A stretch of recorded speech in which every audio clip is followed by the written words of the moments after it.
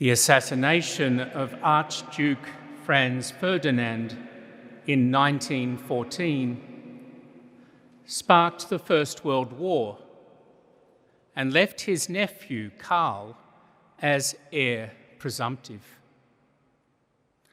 Karl had studied law and politics and was a military man. When the emperor also died, late in 1916, he succeeded to the several crowns of the Austro-Hungarian Empire. Renowned for his Catholic piety, Karl put his faith into action. He tried everything he could to negotiate an end to the First World War, as had Pope Benedict XV before him. But Karl was rebuffed by the Germans, British, and especially the French. For these efforts, the great French litterateur, Anatole France, described him as the only decent man to have appeared in this great war. He did succeed in improving social assistance to the poor in his empire, but he was doomed to lead his crumbling empire for less than 2 years.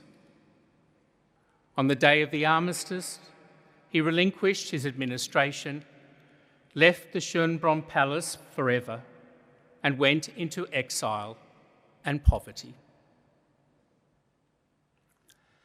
Karl took his family with him. He had proposed to his wife before the Blessed Sacrament and married in 1911. The day after their wedding, he told her, "Now we must help each other get to heaven." They led an exemplary married life. As he lay dying from pneumonia, aged only 34, he told his wife, "I love you so much." And she then held up a crucifix before him, and he prayed for each of their children by name, and finally for his unborn child that she carried. He forgave his enemies and spoke to the corpus on the cross, "Thy holy will be done. Yes, yes, as you will it, my Jesus." And he gave up the ghost. Miracles were soon attested at his tomb, and after 50 years his body was found incorrupt. He was beatified in 2004 by St. John Paul II. The Pope declared his feast to be not the day of his death, as is usual, but the day of his marriage, the 21st of October. For it was marriage that sustained his heroic virtue. We are holding our annual marriage mass on the closest Sunday to that feast.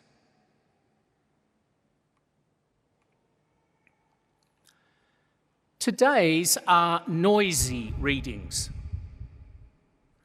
Shout for joy, hail the chief of nations, proclaim, praise, shout.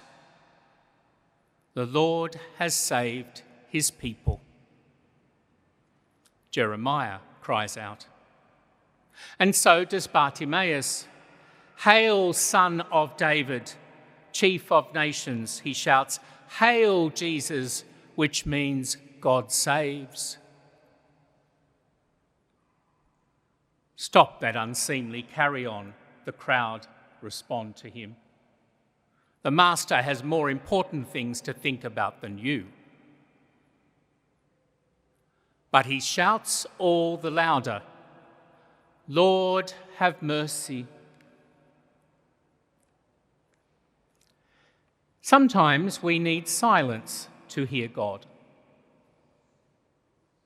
but at other times we rightly make a fuss. We make public prayers of intercession for an end to COVID or some other need. We proclaim God's mighty deeds and praise him in music and processions.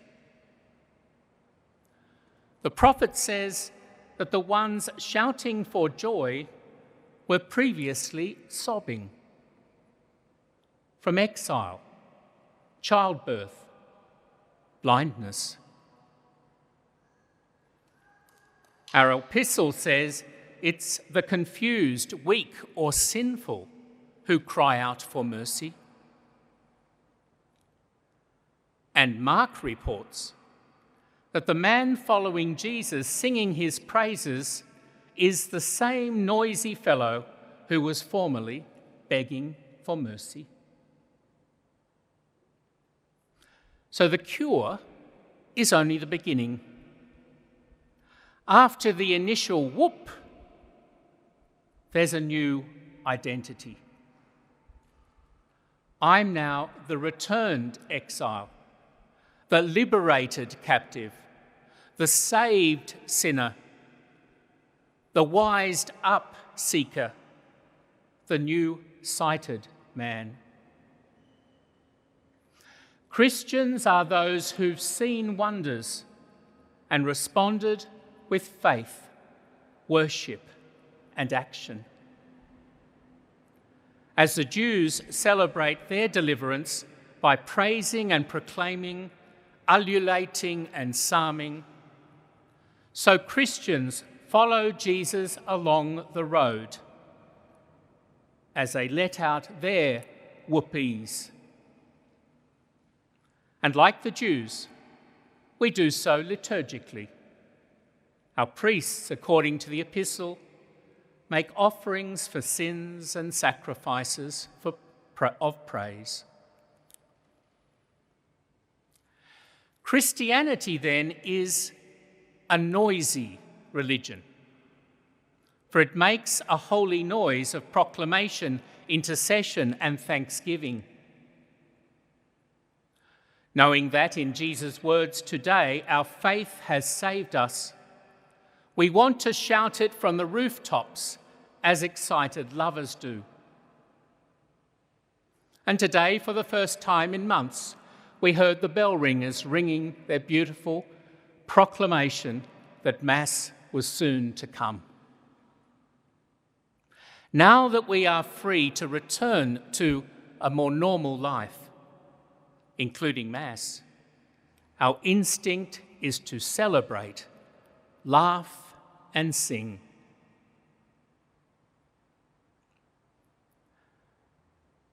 Marriage, dare I say, is one example of the Christian Song and Dance Act. The cry for help and response to grace. A place of confusion, sin, and hurt, where people find mercy, reconciliation, and healing. A place where people express the excitement that comes not just from romantic feelings or natural friendship,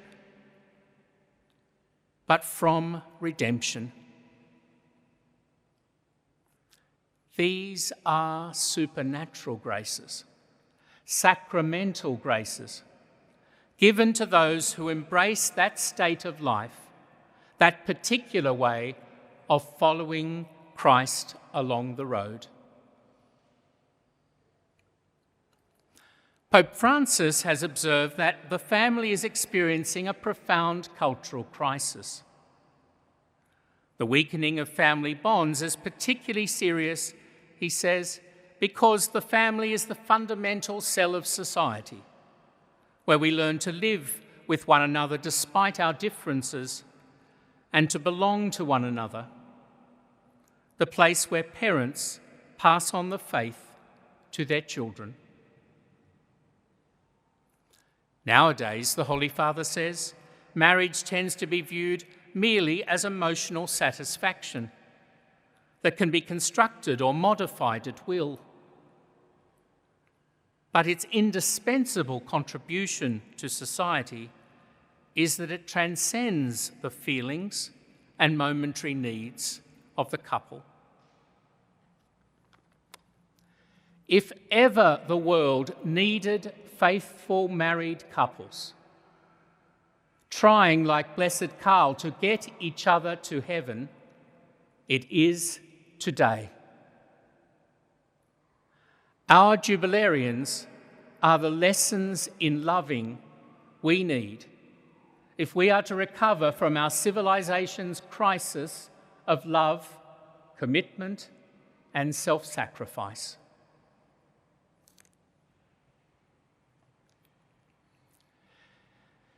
Zita of Bourbon-Parma was the 17th of 24 children. 3 of her sisters entered Solesmes Abbey, but she was destined to other things. She married Karl of Austria and was with him when he got the news of the assassination of the Archduke in Sarajevo. He turned white, she later reported, white as a sheet, realizing he would soon be leading an empire at war. A devout Catholic and full of good works, Zita devoted herself to supporting him in his impossible task. She reared their children and nursed the war wounded.